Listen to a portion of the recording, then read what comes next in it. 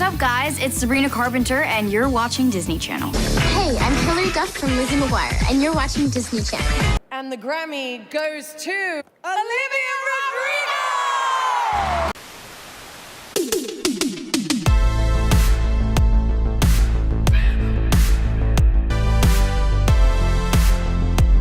What's up everyone, welcome to this video. Today we will be discussing the Disney star to pop star pipeline and really dissecting why Disney Channel continues to push their actors to sing. And think about the majority of the main pop girls that you see in mainstream music right now. A ton of them are former child stars and most of them have their start on Disney Channel. There are a few male Disney stars that sing or are really mainstream right now if you exclude Ross Lynch, Justin Timberlake, and Jonas Brothers. It's definitely not a new thing for Disney to build a pop star and have them become huge artists outside of the network. So we'll be getting into some examples and explanations as to why Disney Channel continues to push their actors to become singers. So let's get into it. Disney Channel stars have created some of the most iconic and memorable songs while with the network, especially for those who grew up watching them.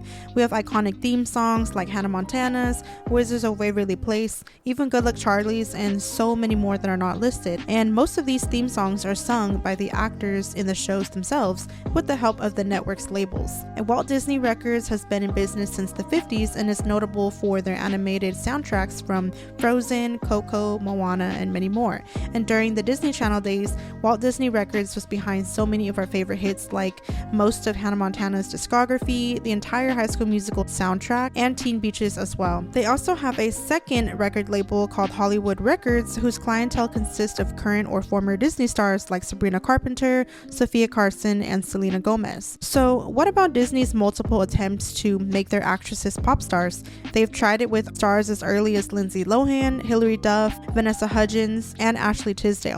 And when the attempt to make them into mainstream pop artists failed, they continued to push the upcoming generation of actresses like Bella Thorne, Zendaya, and Dove Cameron. And some people say that Disney pushes their singers to sing even when they don't have the strongest voices. The most commercially successful Disney girls that established themselves as artists in the music industry include Miley Cyrus, Demi Lovato, Selena Gomez, and the newest additions to the party, Olivia Rodrigo and Sabrina Carpenter. An honorable mention is Bridget Mendler because she did have a moment where a lot of people loved her music, but her personal decision was to step away from the industry and pursue her higher education. Disney definitely has a formula for creating pop stars and profiting off of them for years. Unfortunately, even when these stars don't have the strongest voices or any desire to step into the music industry, they somehow are still pushed to sing.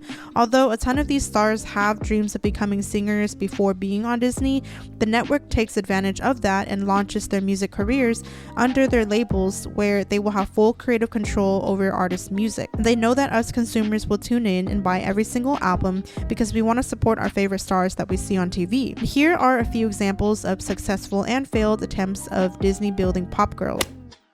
Hilary Duff is considered one of the most iconic early 2000s Disney stars, known for Lizzie McGuire and Cadet Kelly. She was arguably one of the first Disney girls to really make it big in the music industry at the time. During the early 2000s, everyone loved her music and she was really in her prime even outside of Disney Channel. Her second studio album, Metamorphosis, was released in 2003 under Disney's Hollywood Records label and had sold millions of records worldwide and was on top of the Billboard charts. And if you don't know how record labels work, watch my video about how the music industry works and why most of our favorite artists are really going broke, and I'll leave that in the description. But anyways, Hilary was a huge moneymaker for Disney. With her second album being a huge hit, they made her make another one in 2004 under their label. She most likely was under a contract obligated to make a number of albums with the label before she could part ways. Miley Cyrus is another great example of how Disney creates pop stars since she's still relevant and mainstream today, and Miley is undoubtedly talented and has given us so many iconic pieces over the years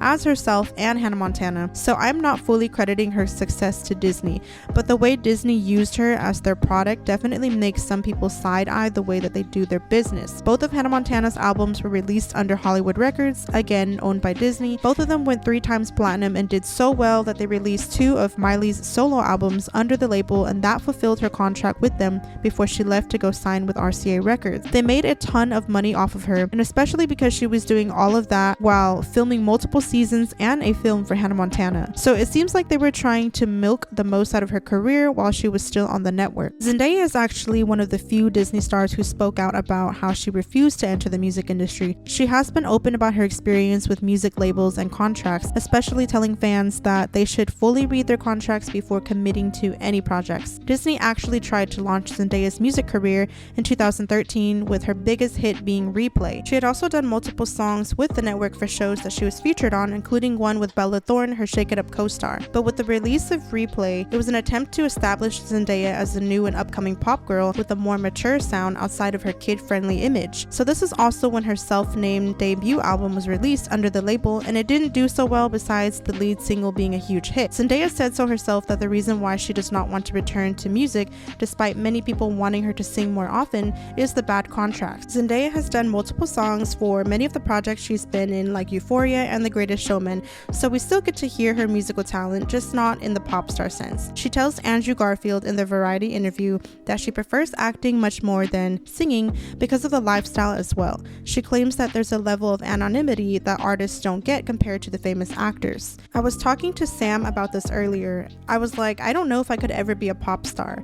It's because as an actor, there's a level of anonymity that I get to have, which I really like. Another detail she tells Paper Magazine is that she encourages people to read their contracts. If anyone asks my number one advice for the entertainment industry in general, but mostly the music industry, it's to look over those contracts, every single word, and don't sign anything that isn't worth it to you. You're worth more than they say that you are. Just a side note as well, since labels don't permit artists to breach contracts or leave until they fulfill the number of albums required, does that mean that Zendaya might still be in contract with Hollywood Records? I doubt that they allowed her to do one album because that's almost impossible to have a one album contract, but I am curious since it doesn't seem like she's interested in returning to music soon. So did she just pay off the debt manually and just give them the money? Comment below what you guys know. Disney is a business and they view every client or opportunity as a transaction or product. They need to profit off of their stars as much as possible, and the way to do that is by launching their music careers, which allows them to expand their profits outside of just Disney Channel. They know that most people who don't keep up with Disney Channel are not going to care about some kid-friendly songs. So what do? They expand beyond the child-friendly image and create music for multiple demographics. They turn them into marketable and trendy pop artists that are everywhere on the music charts, award shows, and media. And we've seen it with Hilary Duff, Miley Cyrus's Can't Be Tamed, and even Olivia Rodrigo. Olivia definitely blew up overnight, and not a lot of people knew who the heck she was before her big hit Driver's License was released. And when people found out that she was a former Disney Channel star, it made a lot of sense why she was suddenly being pushed in our faces quickly and became one of the biggest artists in the music industry.